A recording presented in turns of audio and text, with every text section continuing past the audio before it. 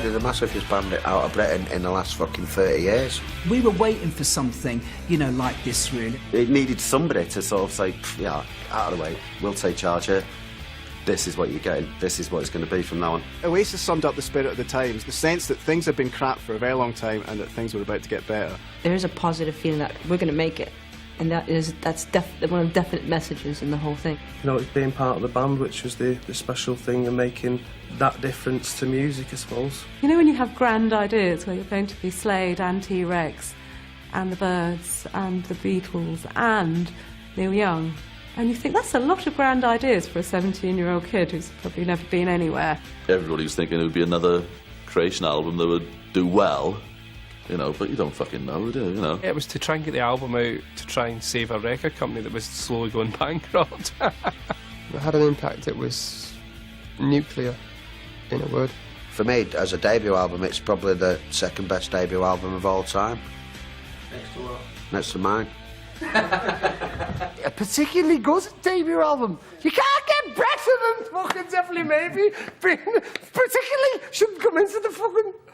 You know what I mean? You get that, yeah? Particularly. I think him starting with Rock and Roll Star just sets the scene for Oasis forever. Every day you get up in the morning, you should live your life like a fucking star.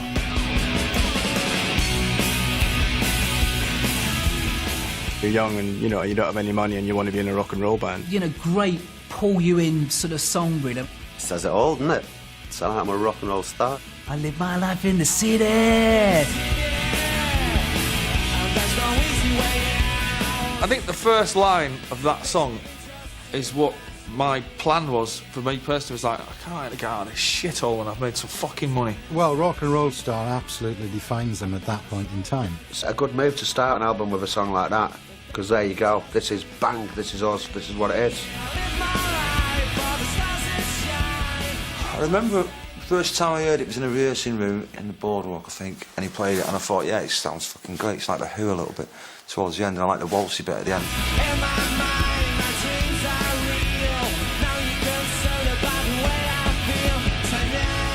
It set the tone for everything, and I think that was Noel's intention.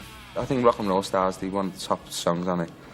I've actually got a little 8-track version of that I've still kept. You got to sing it like that's what you are, you know? And that's what anyone can be if they want to be. Tonight I'm a rock and roll star, and every night he's a rock and roll star because he's a rock and roll star. And he still means it, man, you know, and it comes across all that stuff.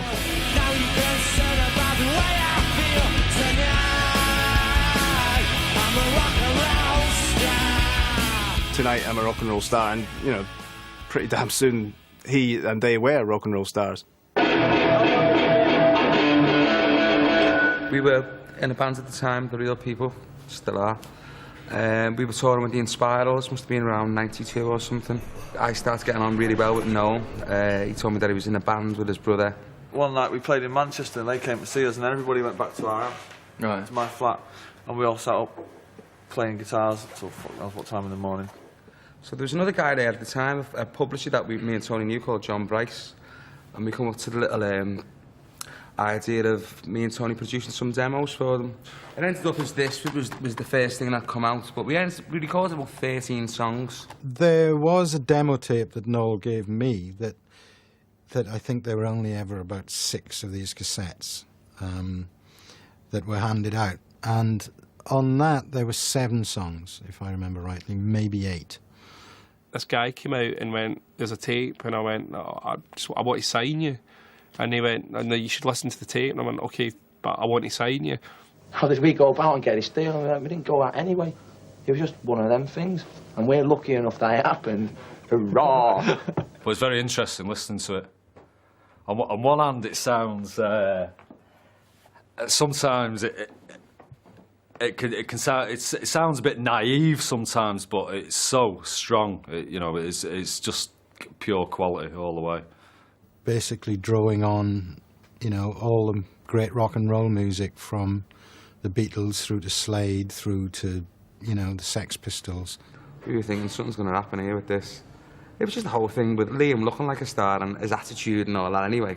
when we were working together, we weren't saying like, if it happens. We were like, when it happens. Yeah. Even then, at that point, I still never thought I've got the biggest group, you know, the next, you know, 5-10 years. It wasn't that kind of concept. It was more like, well, we can nick them in before a Stone Roses album, maybe sell 500,000 copies, and you know, we'll all have had a result. Do you know what I mean? You know. It was a crossover record. Everybody liked it. It was Radio 2 all day long, with some very menacing lyrics underneath. It's psychedelic in places, bit of a wobble going on. I like it. It's all right. It was a fantastic live favourite. There's no question of that.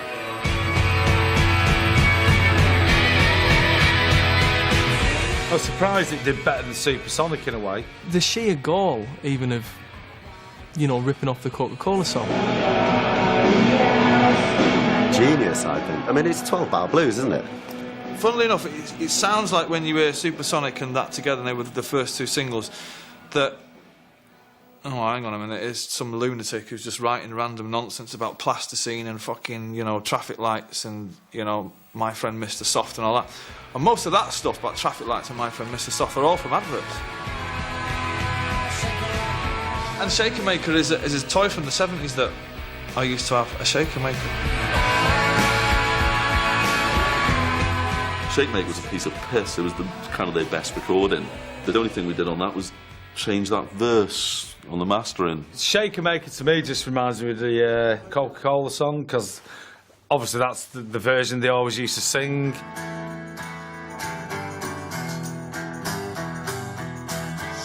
The only thing that's not on the original album is the verse with Coca-Cola in it.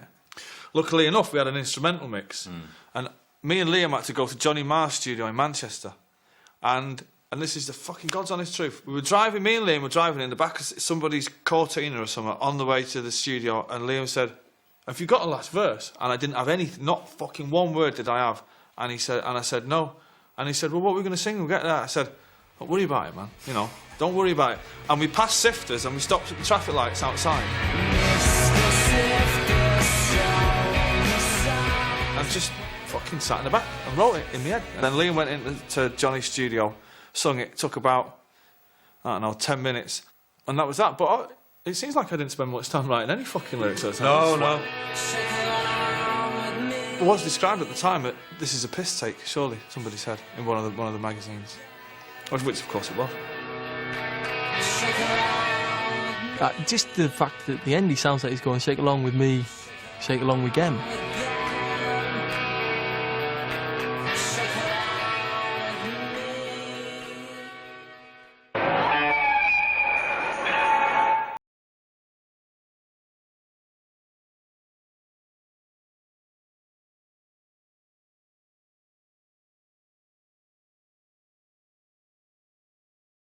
Rock and roll star, I'm gonna be rock and roll star, I want to live forever.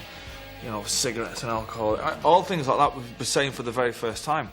And I still hold all those dreams and aspirations to this day.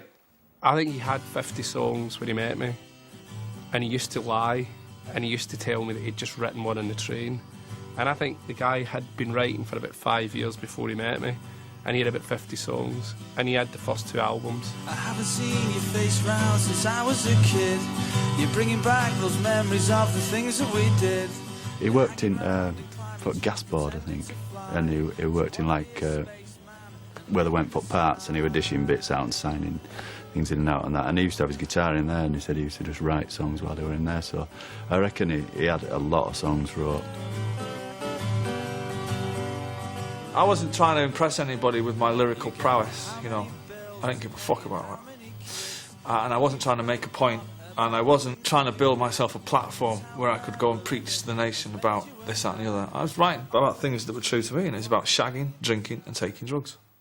In no way, I think, is he, certainly on this record, is he attempting to conceal where, you know, the sources of his inspiration. It's quite transparent. You can give me the dreams that are mine anyway.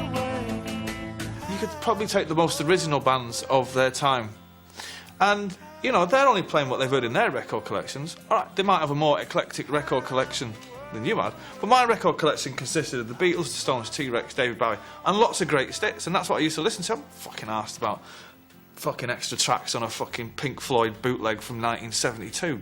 Give a shit, man. You know, I'd rather fucking listen to I'm the Walrus 20 times in a row. I think we were out with the Spiral Carpets, and I was just buying, you got the truck stops in America, and you get, just buying cassettes for 50 cents and what have you. And I got a Bee Gees compilation that I think it was something like 69 through 71 or something, and it was just amazing. I'd never heard anything like it. I'd never heard the early Bee Gees stuff, and Noel was like, "Oh, you've got to get that Yellow album, the Yellow greatest hits with all the stuff like Massachusetts and the 60s Bee Gees stuff, which is really, really good."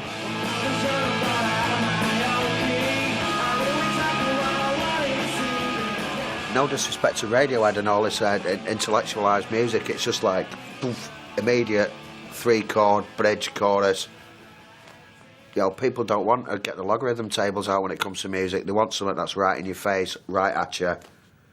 And that was, and they fulfilled all criteria on that one, I think that's what rock and roll is. I mean, it's not reinventing the wheel, and it's not art school rock, and you leave that to other bands who are really good at doing that, and bless them, a lot of them are British, and let them get on with it. The signature tune of Definitely Maybe for me is probably Live Forever. I mean, it's still my favourite Oasis tune, and it always was in the beginning anyway. After Supersonic and Shakermaker, it was the one where people went, actually, there's fucking something here, you can't argue with that. It's there. Noel's arrangements and structures are fucking pop-tastic, it's fucking like ABBA or something, he's Beatles fanatic, isn't he? They're perfect, like, fucking 16-bar intros and all that, and perfect arrangements. Live Forever is the most famous track, and to use an industry well-worn term, it's probably the most crossover track on the album.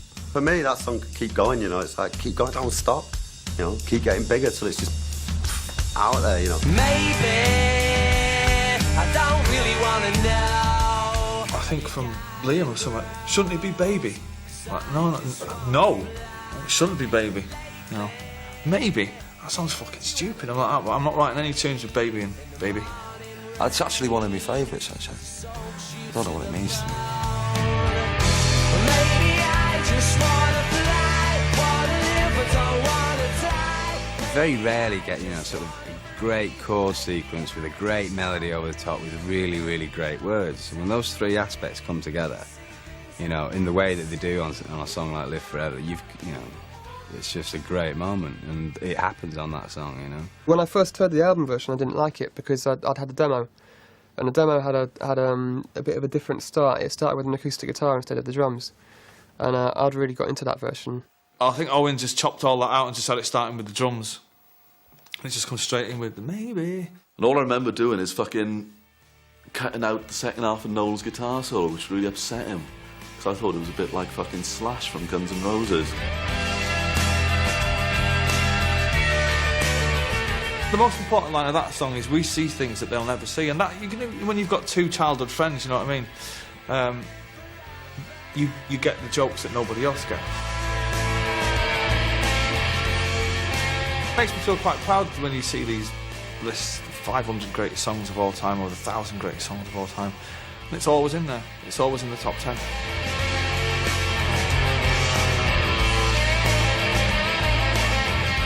You know what really fucks me off and annoys me about all that stuff is I'd be writing these songs and I'd have the lyrics written down and I'd go and demo them and I'd screw them up, throw them in the fucking bin, and then you put them in the bin and they'd be gone. And I was sitting there thinking, if I had the fucking words, the original unwritten lyrics for Live Forever, you haven't still got them, have you? I've got everything. Oh, you bet you fucking have, You know I have. Fucking fortune. You have got them, haven't you? Oh, I threw it all away, mate. You're a lying cunt. 5 box files like that full of everything.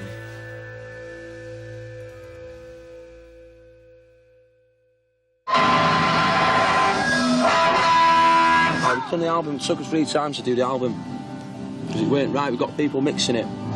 We've got a producer there who's produced the Kinks and that. They weren't right for us, you know what I mean, like that day. So we went and spent loads of money, decided he weren't right, sacked him, got another engineer in. He was alright, he really couldn't mix it and that, you know what I mean? So we sacked that cunt and then we had to do it like 3 times, spent a lot of money on it, but it was right because we wanted it right. Looking back on it, I think it was probably a lack of live performance that hampered them sessions. And we were there for a while. I think we were there. We must have been there for 3 weeks or something. I was a bit like, well, I'm scared, but I'm not scared to the point of I won't write a cheque. 5 lads again, down to a studio. You got a couple of weeks in there, big studio, river running through it. So, it's amazing. It's going to sound great, and it didn't. Didn't work out. You know, it was pretty good, but it wasn't like hitting the ceiling in terms of everyone's expectations. I wasn't there much in the studio. You know, I don't like hanging out in studios because there's not a lot you can do there as a manager. So I just kind of visit like once a week or something and check and see if everything's okay. You know, they knew that they were very confident about how good the songs were and how good they were, and quite interesting. The Stone Roses were about a mile down the road in Rockfield, which is the other studio in that area. So they began to, you know, bond a little bit with some of the guys out of the Roses when they had some spare time. Yeah, well, it was like probably 2 in the morning or something, and someone's going, they're going to have booze down there, definitely. So, and we was on mushrooms as well. We'd had a bit of a boil up. So I managed to get the tractor going, tripping my tits off, and proceeded in an easterly direction down to Mono Valley. Got there, I think everyone was in bed. So then went skulking round people's rooms while they were asleep. And I think I've spotted a big nugget of hashish by the side of somebody's bed, and I think I was reaching over to grab it, and they were like, I was just petrified because I think I'd give them this ghost story thing a few days earlier about the ghost of Mono Valley and stuff. In Mono Valley, I think they found it a bit weird because there was separate areas. The way the producer wanted to do it was say, like, the drums go in that room or behind that screen, the bass go over there, and that kind of thing, which I think weirded him out a little bit. There was no live music going on. It was all, you know, it'd be, you know, drums, then bass, then guitar, and it wasn't what anybody was used to. I remember being in this big old sort of churchy kind of a hallway thing, big ceiling going on and all that, and I couldn't see any of the band, and we were separated, and there was something that wasn't quite happening. I actually thought when we was in Mono Valley that it sounded all right, but of course I'd never actually heard the band live because we were always on stage, and he was going, it's just not right, you know. And Alan McGee was going, it doesn't sound like you lot. So we were sort of taking their word for it, really. The deliveries was all good. It was just the way it was. I think it was just the you know, the actual vibe of the thing and the way it sounded. It just sounded soft. It didn't sound, you know, there was no edge to it. It was a good couple of weeks before it was decided we were going to scrap it, wasn't it? Yeah. Because we were in with Dave first, weren't we? We'd started mixing with Dave. Did we? Right. Yeah, and then Angelique came as it's like I say, it's sort of like the safe option from creation, wasn't it? And they said, that's it. We're going to make a big decision here. We're going to scrap everything. We're going to start again. Your music's coming out of a speaker which is the size of your fucking house. Yeah. You know, I mean, it's going to sound great. Yeah. You know, even Frank Zappa. And you're like, you stood there and you go, wow, man, it's just fucking monumental. And everyone's going, yeah, great. And then when you stick it in the car, you just go, actually, it sounds fucking rubbish when it's coming out there, doesn't it? I've got a version at home. It was terribly, terribly dry, and it was nice. I mean, some people I played it to at the time preferred it. I don't think it would have been the hit album it is now. But in a way, because it was a little bit more understated, it was much drier. Wasn't in any way representative of what they were at that time. I think a lot of it was more with Noel, sort of Marcus, Alan McGee, just panic stations, you know, listening back to monitor mixes, just going, this ain't happening. After a couple of weeks of deliberations, they decided to basically start it all again. I'll always respect McGee for that. He just said, look, you know, fucking go and do it again. And we were like, you sure? And he was like, just go and do it again because you've got to get it right. And it was at that meeting that it was decided that I was going to co-produce the record with the band. Well, I take that back, actually, co-produce it with Noel.